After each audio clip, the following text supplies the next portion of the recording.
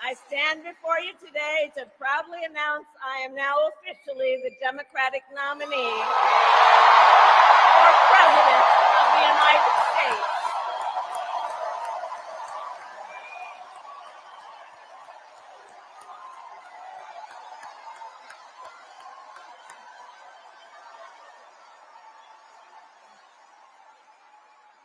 And so now we got some work to do. We need to move to the general election and win that.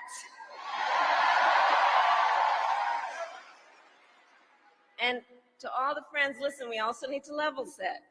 We are the underdogs in this race, but we have the momentum, and I know exactly what we are.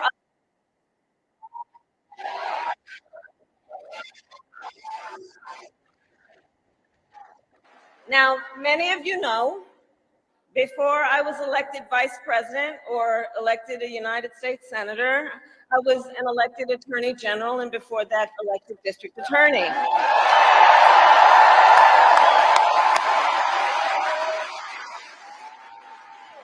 And before that, I was a courtroom prosecutor. So in those roles, I took on perpetrators of all kinds. Predators who abused women.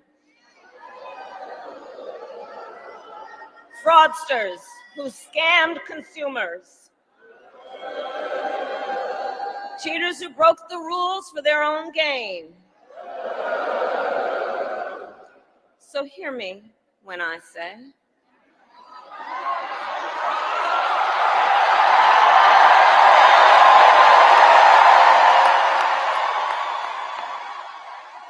I know Donald Trump's type.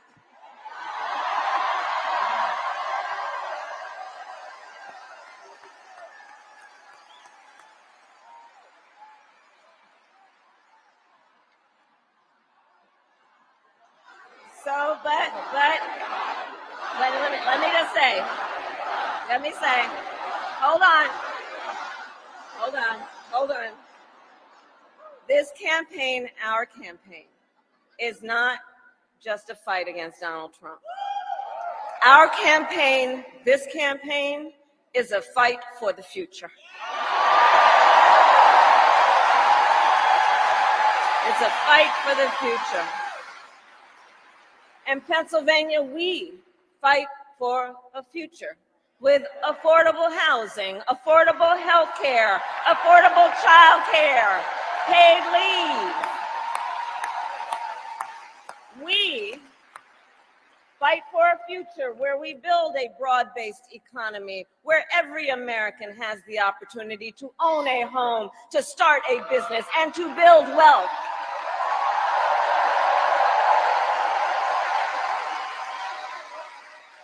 We fight for a future where we bring down prices that are still too high and lower the cost of living for America's families,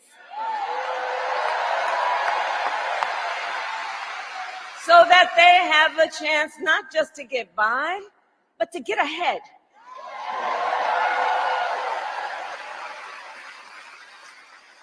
We fight for a future where we defend our most fundamental freedoms, the freedom to vote,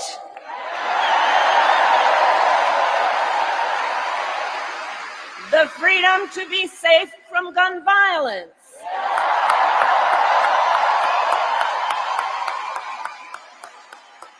the freedom to love who you love openly and with pride,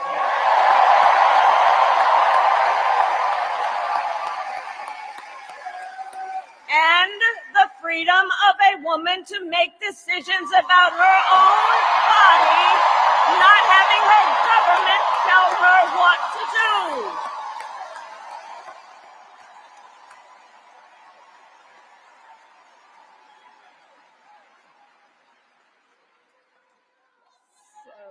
I love you too. So here's the thing. Since the day that I announced my candidacy, I set out to find a partner who can help build this brighter future.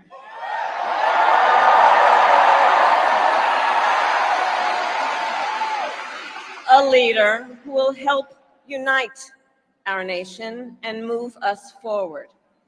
A fighter for the middle class, a patriot who believes, as I do, in the extraordinary promise of America.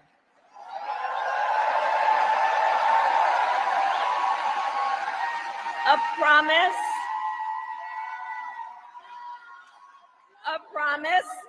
of freedom, opportunity, and justice, not just for some, but for all.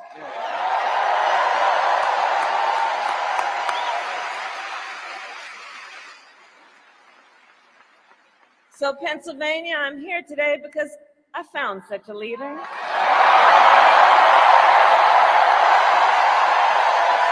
Governor Tim Walz of the great state of Minnesota.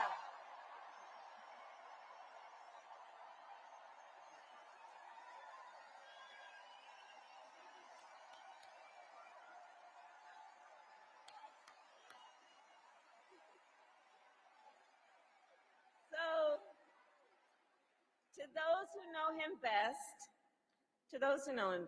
Tim is more than a governor. To his wife, Gwen, he is a husband. To his kids, Hope and Gus, he is a dad. To his fellow veterans, he is Sergeant Major Walz.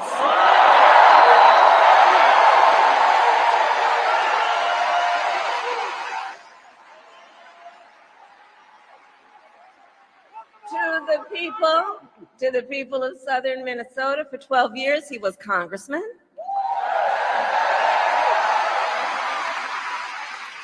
To his former high school students, he was Mr. Walz.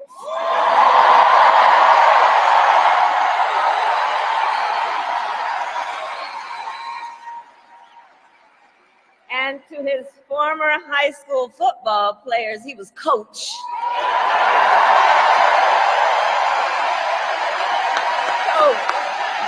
Coach. And in 91 days,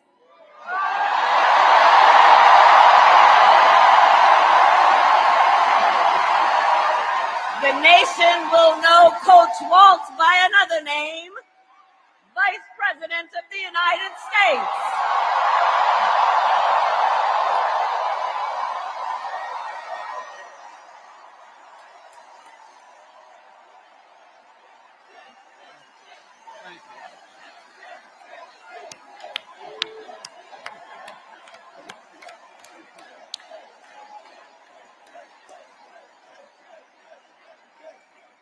So America, for some folks, they're just getting to know Coach Walz's story. And I'll tell you, he is the proud product of a middle-class family in rural Nebraska. He is a veteran who served our nation in uniform for more than 2 decades as a member of the Army National Guard, and he went to college on the GI Bill.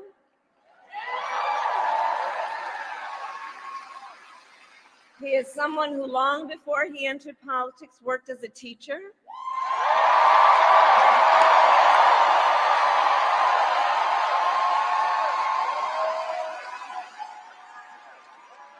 When Coach Walz and his wife Gwen moved from his native Nebraska to Minnesota nearly 30 years ago, they both took jobs at the local high school. Coach Walz taught social studies, Gwen taught English.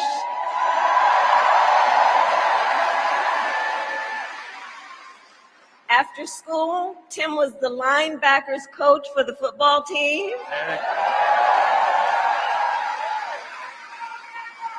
Where I've heard the stories about he had a knack for using the game of football to teach life lessons. He saw the potential in kids who sometimes didn't even see it in themselves.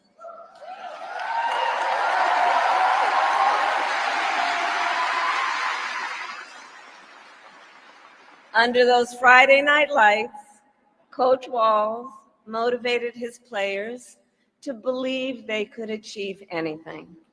And together, they defied the odds, hear this out, going from a winless record to the school's first ever state championship.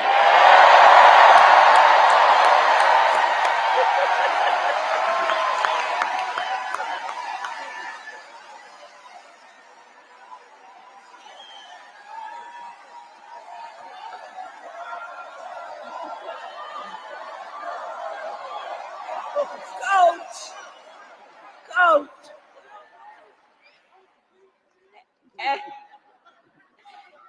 And I'll say and I'll add, Tim wasn't only a role model on the football field. Around that same time, Coach Walz was approached by a student in his social studies class. The young man was one of the first openly gay students at the school and was hoping to start a gay-straight alliance. At a time when acceptance was difficult to find for LGBTQ students, Tim knew the signal that it would send to have a football coach get involved.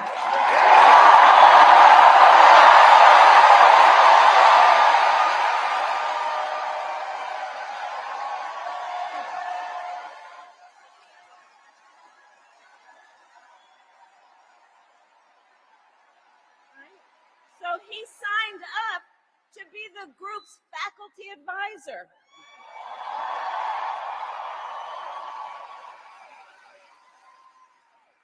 And as students have said, he made the school a safe place for everybody.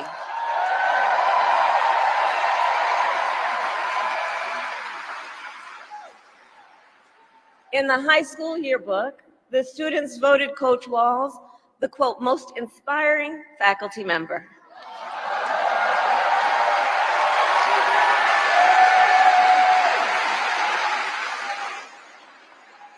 And as I think everyone here can see, Tim Walz was the kind of teacher and mentor that every child in America dreams of having, and that every kid deserves. The kind of coach, because he's the kind of person who makes people feel like they belong and then inspires them to dream big. And that's the kind of vice president he will be.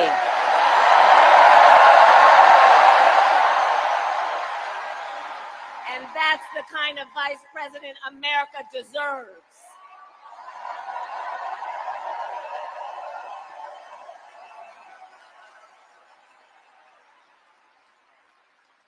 So it was Coach Walz's students who actually helped him decide to run for office. And he served 12 years in Congress, representing a purple district as he reached across the aisle to get things done.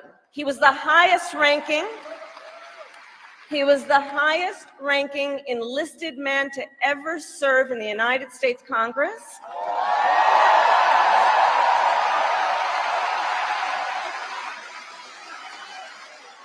And the top Democrat on the Veterans Committee.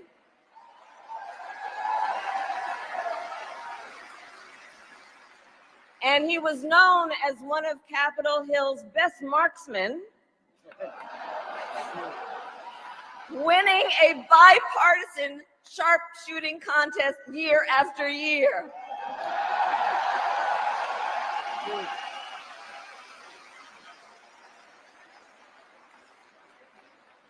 In Washington, Tim worked to raise the minimum wage, to protect the freedom of workers to join a union,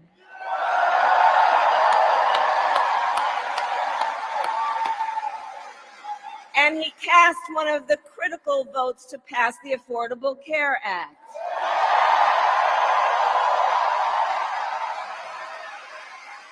Which, of course, gave health insurance to tens of millions of Americans.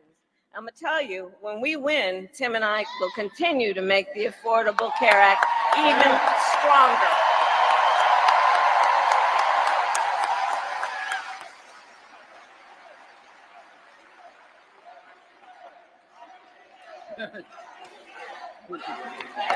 We will win. Wow.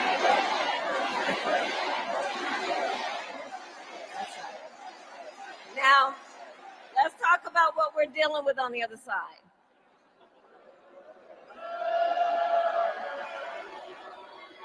So on that last topic, if Donald Trump gets the chance, he will end the Affordable Care Act and take us back to a time when insurance companies had the power to deny people with pre-existing conditions. You remember what that was like? Children with asthma, breast cancer survivors, grandparents with diabetes. Well, Governor Walz and I will not let that happen.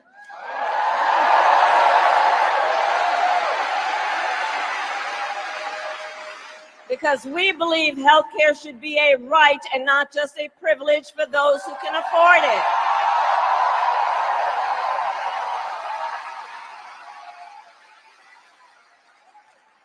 As governor, Tim has continued to fight for working families. He secured paid leave for workers in Minnesota.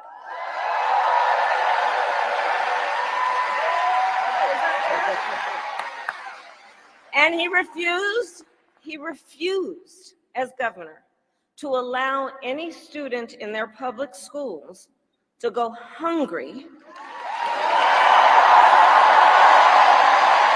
So he made school breakfast and lunch free for every child.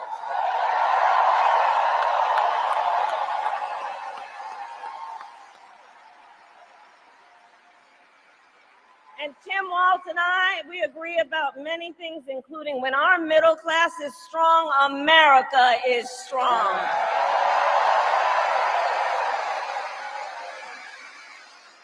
And strengthening the middle class will be my defining goal as I am President of the United States.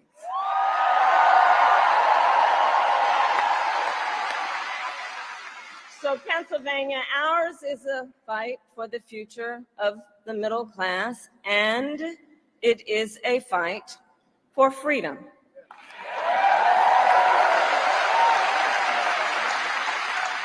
In this moment, we are witnessing a full-on attack against hard-fought, hard-won freedoms and rights. Take reproductive freedom. Now think about this. Donald Trump said he wants to punish women.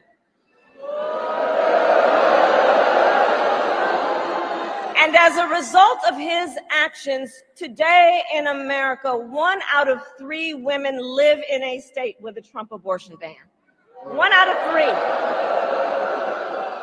Some of these bans go back to the 1800s, even before women had a right to vote. Think about that.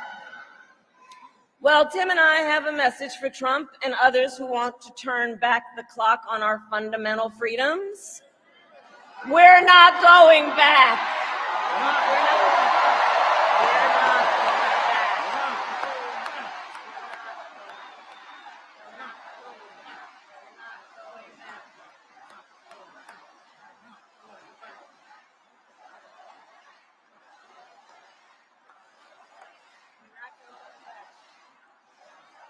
We're not going back. And so let me say about Tim Walz, he has shown up to stand against these attacks long before he stood on the stage with me. After Roe was overturned, he was the first governor in the country to sign a new law that enshrined reproductive freedom as a fundamental right.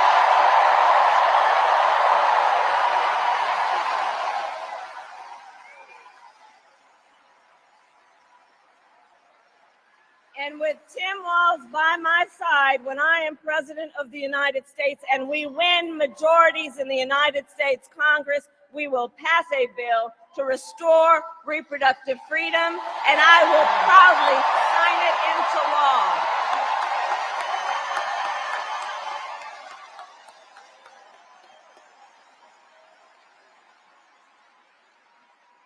Tim Walz has also defended the sacred freedom to vote. As governor, he signed the most significant expansion of voting rights in Minnesota in over 50 years.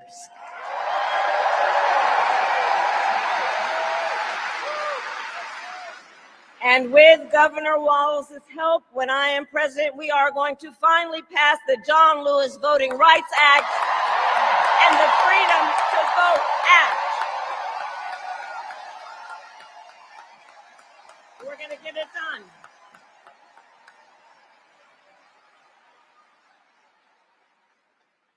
So Tim is a hunter and a gun owner who believes, as the majority of gun owners do, that we need reasonable gun safety laws in America.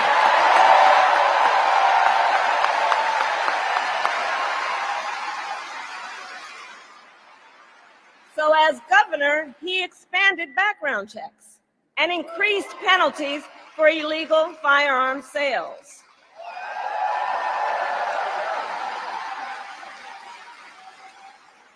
And together, when we win in November, we are finally going to pass universal background checks, red flag laws, and an assault weapons ban.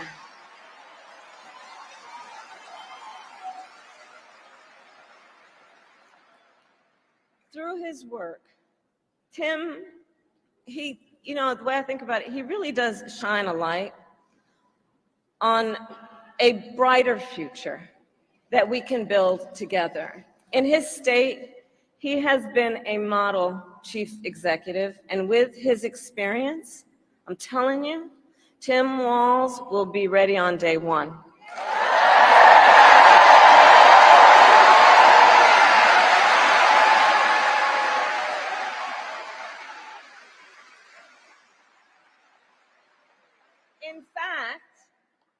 In fact, when you compare his resume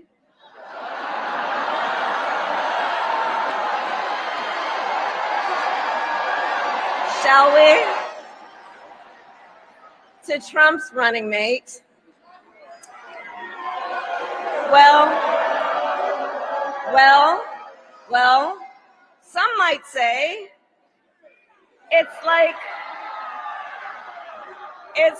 a matchup between the varsity team and the JV squad.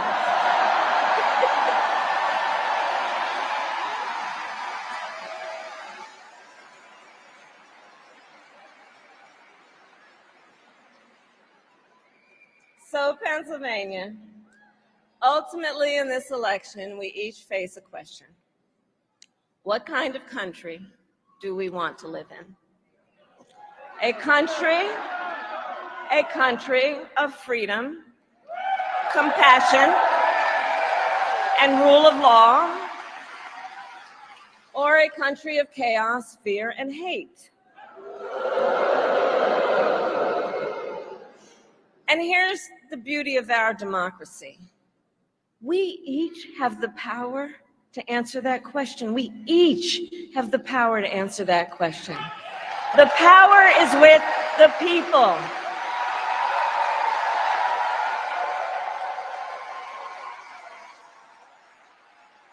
We love our country, and I believe it is the highest form of patriotism to fight for the ideals of our country.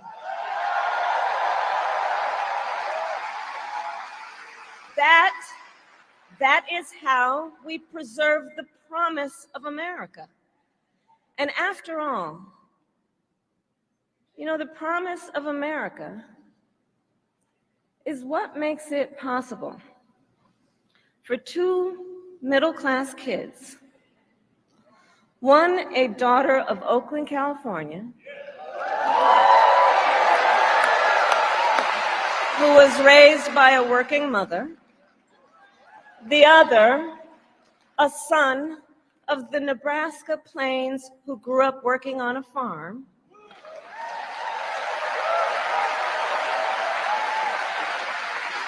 It's the promise of America, because only in America is it possible for them together to make it all the way to the White House.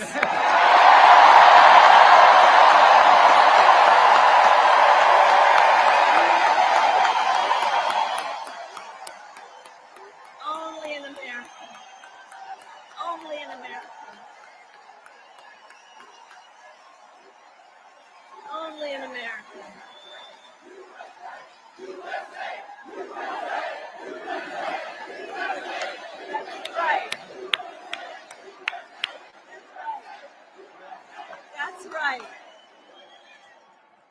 And so Coach Walz and I may hail from different corners of our great country, but our values are the same.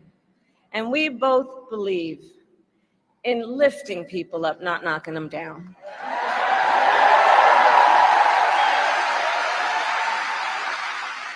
He and I, we both know the vast majority of people in our country have so much more in common than what separates them.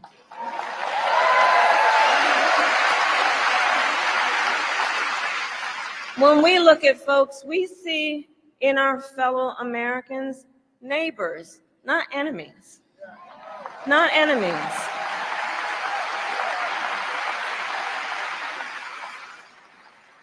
And so my promise to you is this.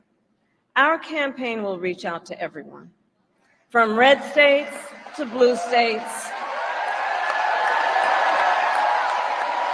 from the heartland to the coast, in rural, urban, suburban, and tribal communities.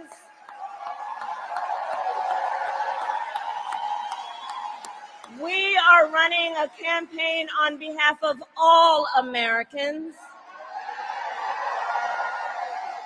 And when elected, we will govern on behalf of all Americans.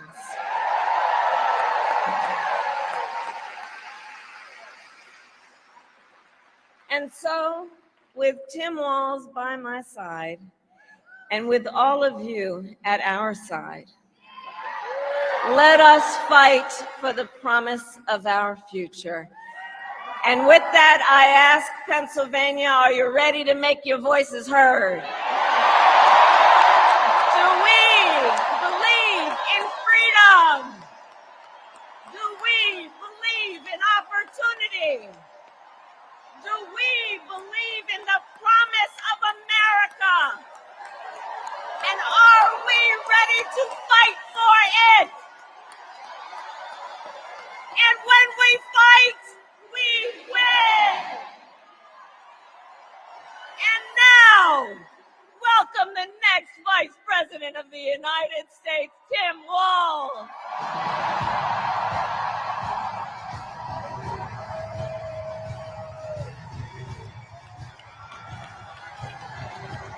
Wow.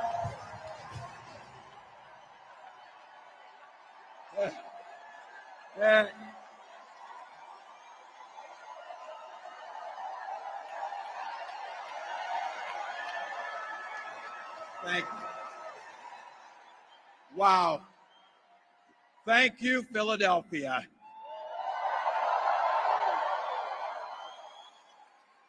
Thank you, Madam Vice President, for the trust you put in me, but maybe more so, thank you for bringing back the joy.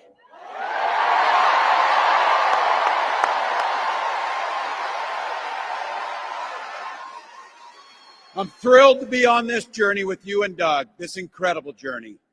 And Pennsylvania, I know you know this, but my God, what a treasure you have in Josh Shapiro.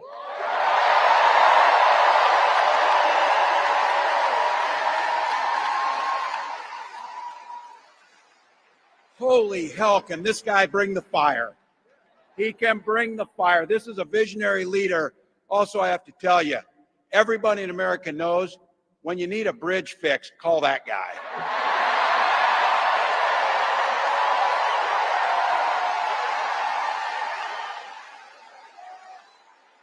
And I think sometimes we forget, and you see people a little one-dimensional, but seeing a guy who cares so deeply about his family, a man with compassion, vision, and I'll have to tell you this, I know this from experience, there is no one you would rather go to a Springsteen concert in Jersey with than him, than that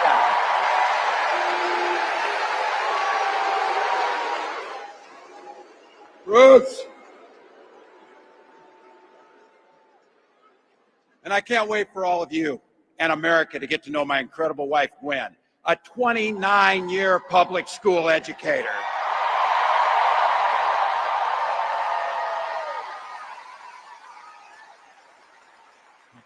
Don't ever underestimate teachers.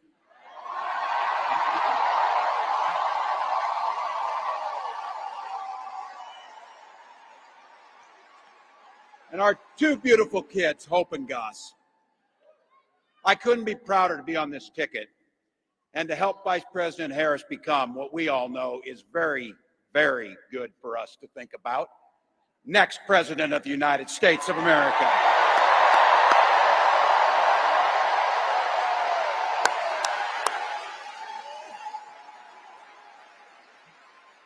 From her first day as a prosecutor, as a district attorney, Attorney General of the great state of California, a United States Senator, and Vice President of the United States.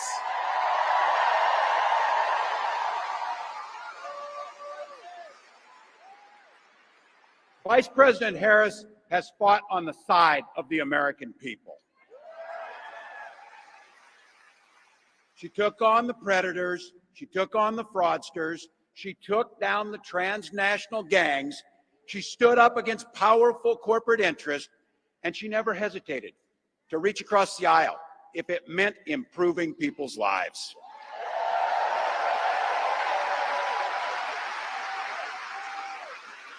And I want all of you to hold this and don't ever underestimate the power of this. She does it all with a sense of joy.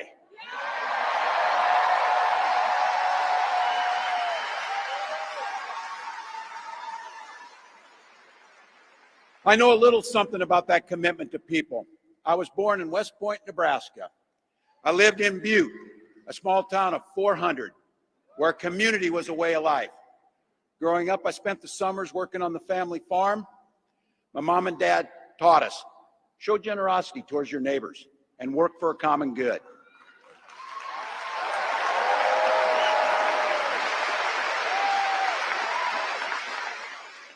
My dad served in the Army during the Korean War. With his encouragement, at 17, I joined the Army National Guard.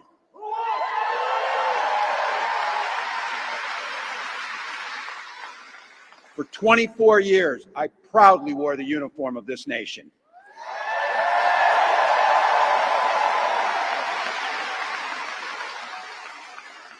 The National Guard gave me purpose. It gave me the strength of a shared commitment to something greater than ourselves.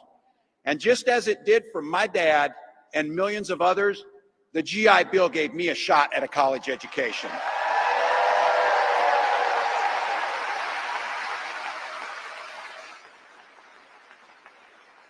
My dad was a teacher. My brothers and sisters and I followed in their footsteps. 3 out of 4 of us married teachers. What we do. For nearly 20 years, I had the privilege of teaching high school social studies and coaching football.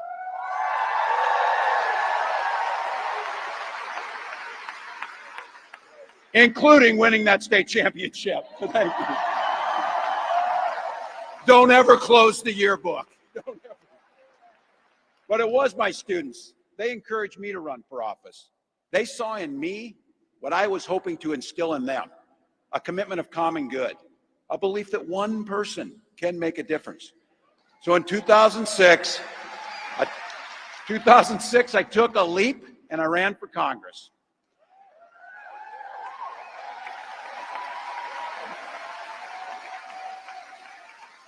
And because high school teachers are super optimistic, I was running in a district that had 1 Democrat since 1892.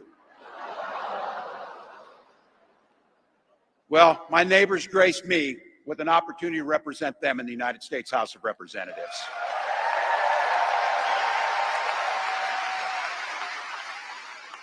I'm proud of the work we did there together. I worked across the aisle on veterans issues, on agriculture, and on ways to grow rural economies. I learned the art of compromise without compromising my values.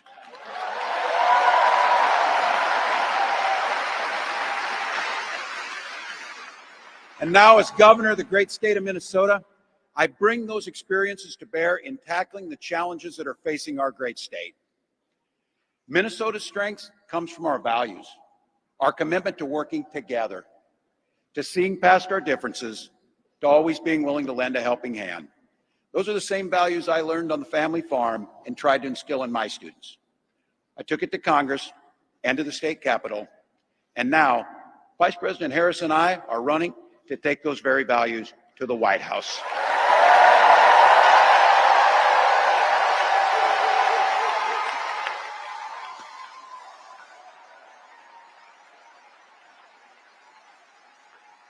Now, Donald Trump sees the world a little differently than us.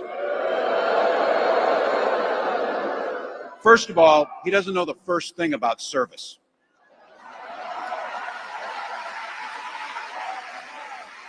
He doesn't have time for it because he's too busy serving himself.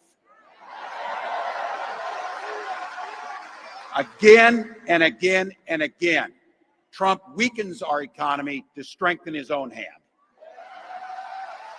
He mocks our laws. He sows chaos and division. And that's to say nothing of his record as president. He froze in the face of the COVID crisis. He drove our economy into the ground. And make no mistake, violent crime was up under Donald Trump.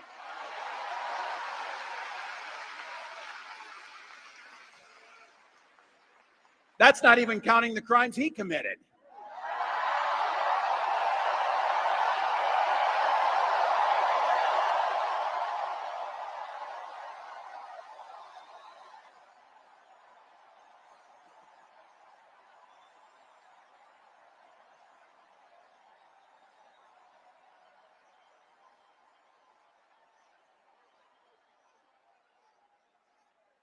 You know,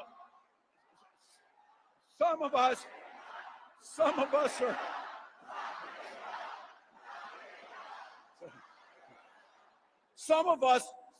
in here are old enough to remember. I see you down there. I see those old white guys. Some of us are old enough to remember when it was Republicans who were talking about freedom. It turns out now what they meant was the government should be free to invade your doctor's office. In Minnesota, we respect our neighbors and their personal choices that they make.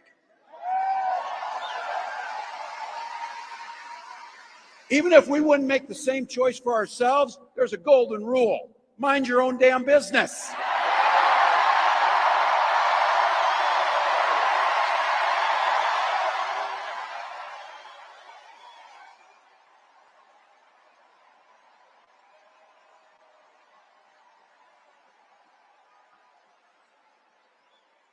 These guys are after my heart chanting, mind your own damn business. That feels good, so thank you. Look, that includes IVF, and this gets personal for me and my family. When my wife and I decided to have children, we spent years going through infertility treatments. And I remember praying every night for a call for good news. The pit in my stomach when the phone rang, and the agony when we heard that the treatments hadn't worked. So it wasn't by chance that when we welcomed our daughter into the world, we named her Hope.